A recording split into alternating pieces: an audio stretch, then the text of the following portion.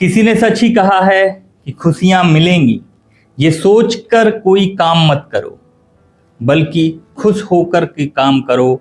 खुशियां खुद ब खुद चलकर आपके पास आएंगी।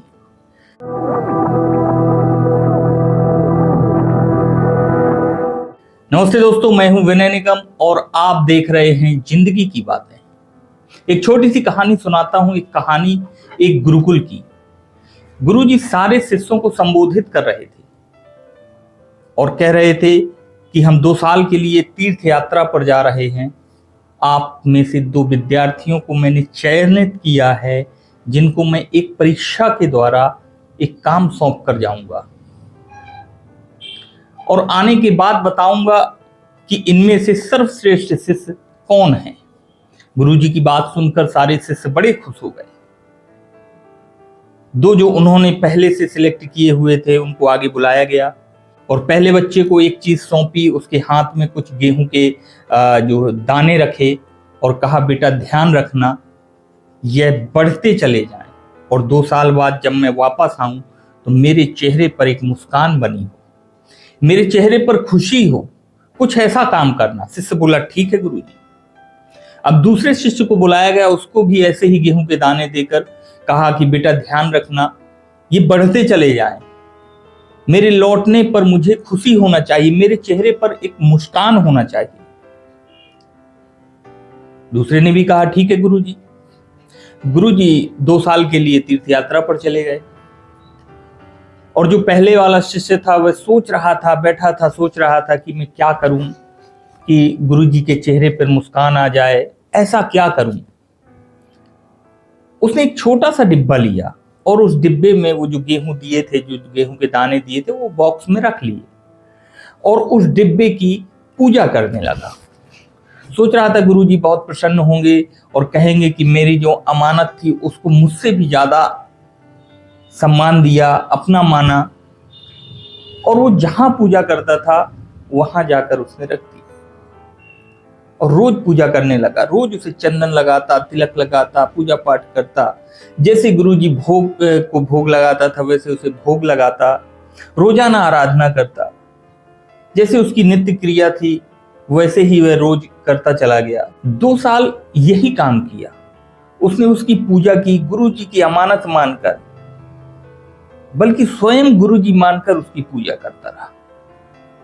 जो दूसरा वाला था उसने क्या किया कि वह अपने गांव गया और पिताजी से बोला, पिताजी मुझे खेत में थोड़ा सा हिस्सा दे दो, मुझे थोड़ा सा हिस्सा चाहिए, थोड़ी सी जगह चाहिए, मेरे गुरुजी ने मुझे एक काम सौंपा है।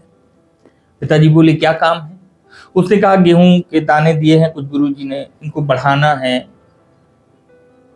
उसने गेहूं के जो वो दाने थे वो बो दिए, कुछ जमीन उसके पिताजी ने उसको दे दी और जब फसल हुई तो वह बढ़ गए और फिर अगली फसल में और ज्यादा बढ़ गए और इसी तरह से वो 2 साल तक उसने अच्छी पैदावार की। 2 साल तक वह यही करता रहा, यही उसकी नित्य क्रिया थी। इसी प्रक्रिया को वो रिपीट करता रहा लगातार। 2 साल बाद जब गुरुजी तीर्थ यात्रा से लौटे, गुरुजी तो बेकरार थे जानने के लिए कि कौन से विद्यार्थी ने कितना बेहतरीन प्रदर्शन किया है। सारे शिष्यों ने गुरु जी की जो है स्वागत सत्कार किया, आवादर किया और गुरु जी जैसे प्रवचन दिया करते थे वैसे ही आकर अपने आसन पर बैठ गए। बुलाया उन्होंने दोनों बच्चों को, पहले से उनसे पूछा कि क्या किया। पहले वाला दौड़कर अपने कक्ष में गया, अपने कमरे में जाकर वो डिब्बा लाया और डिब्बा दिखाकर बोला कि गुरुजी इसमें वह दाने हैं जो आपने मुझे दिए थे, आपसे भी ज्यादा मैंने इनकी पूजा की है, आपके बराबर सम्मान दिया है, रोजाना पूजा पाठ करता था, भोग लगाता था, बस आपका आशीर्वाद मिल जाए, आपके चेहरे पर मुस्कान आ जाए। गुरुजी यह सुनकर बड़े उदास हो गए। उनके चेहरे से खुशी मानो जैसे गायब सी हो गई। पहले वाला चिंता में आखिर क्या हो गया। उन्होंने दूसरे वाले से पूछा, भाई क्या किया? बोले, गुरुजी क्षमा कीजिएगा, पता नहीं था कि आज आप आने वाले हैं। पिताजी को बोलता हूँ, संदेश भेजता हूँ, वे लेकर आएंगे जो मैंने किया है। गांव से पिताजी बैलगाड़ी में अनाज रख कर लाए। गुरुजी ने देखा, बड़े प्रसन्न हुए। वह तो बढ़ता चला गया।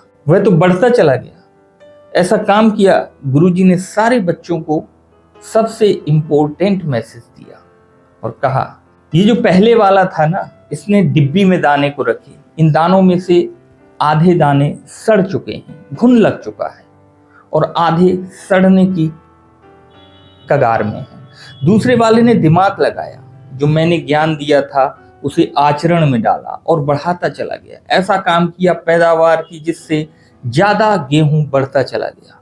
यह कहानी गुरुजी की गेहूं के दानों की नहीं, आपकी हमारी कहानी है। हमेशा बहुत सारे लोग बहुत सारा ज्ञान रखते हैं, जानते हैं, समझते हैं, पहचानते हैं, लेकिन इंप्लीमेंट नहीं करते। हम में से बहुत सारे लोगों को अच्छी अच्छी बातें पता है, मगर लाइफ में उतारते नहीं। अगर आप अपनी लाइफ का हिस्सा बनाना शुरू करेंगे, अच्छी आदतों को शामिल करना शुरू करेंगे, तो आपकी लाइफ बदलना शुरू हो जाएगी। अपनी लाइफ में चेंज लाने हैं तो जो आपने सीखा है उसको जीवन में आचरण में डालना शामिल कीजिए। आचरण का हिस्सा बनाइए, अपनी लाइफ का हिस्सा बनाइए, वरना यह सारा ज्ञान धरा का धरा रह जाएगा और एक दिन आप कहेंगे बहुत देर हो गई। और फिर से वही बात जो अक्सर आपसे कहता हूं, अगर आप कुछ अच्छा सुन रहे हैं तो विनय निगम स्टोरी पर सुन रहे हैं। अगर आप चैनल पर नए हैं तो हमारे YouTube चैनल को सब्सक्राइब कर लें। वहीं अगर आप फेसबुक पर देख रहे हैं या इंस्टाग्राम पर देख रहे हैं तो इसे फॉलो कर लें और एक शेयर जरूर करें। आपका थोड़ा सा सपोर्ट मुझे नई ऊर्जा प्रदान करेगा। अब दीजिए मुझे यानी विनय निगम को इजाजत। मिलते हैं एक और नई कहानी के साथ। नमस्कार।